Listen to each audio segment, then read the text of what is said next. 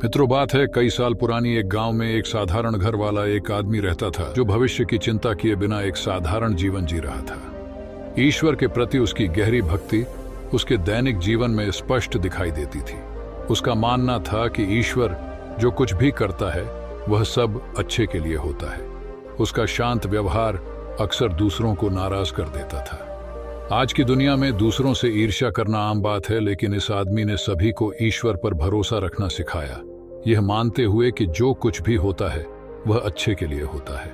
एक दिन गांव में एक बच्चे की उंगली दरवाजे में फंस गई और वह गंभीर रूप से घायल हो गया। उसे पास के क्लिनिक में ले जाने और घाव पर पट्टी बांधने के बावजूद बच्चे की आधी उंगली वापस नहीं जुड़ पाई।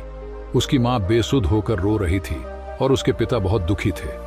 जैसे जैसे स्थिति सामने आ रही थी, शांत व्यक्ति वहां से गुजरा और पूरी कहानी सुनने के बाद माता पिता को आश्वस्त करते हुए कहा, भगवान पर भरोसा रखो, वह सब कुछ अच्छे के लिए करता है। बच्चे के माता पिता और गांव वाले क्रोधित हो गए।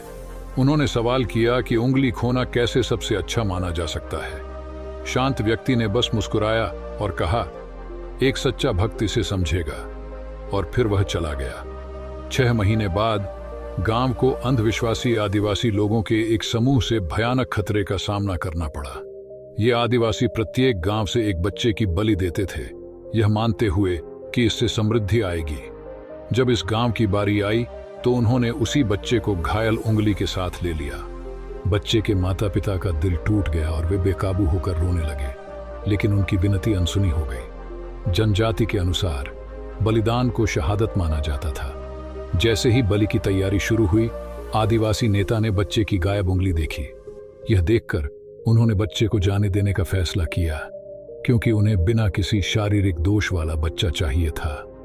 बच्चा सुरक्षित अपने घर वापस आ गया और पूरा गांव बहुत खुश था। शांत व्यक्ति फिर से आया और बच्चे के माता पिता उसके पास हाथ जोड़कर आए और स्वीकार किया, आप सही थे, भगवान सब कुछ अच्छे के लिए करते हैं।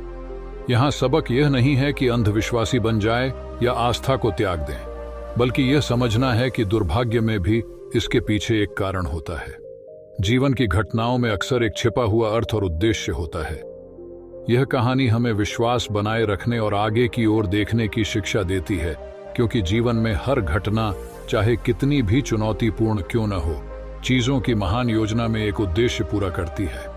मेरे प्यारे मित्रों, मुझे उम्मीद है कि आपने इस वीडियो से बहुत कुछ सीखा होगा। तो मित्रों, अगर आप यहाँ तक वीडियो को देख रहे हैं तो आपका एक बार फिर तहे दिल से आपका धन्यवाद, और हमारे चैनल को सब्सक्राइब करना न भूलें।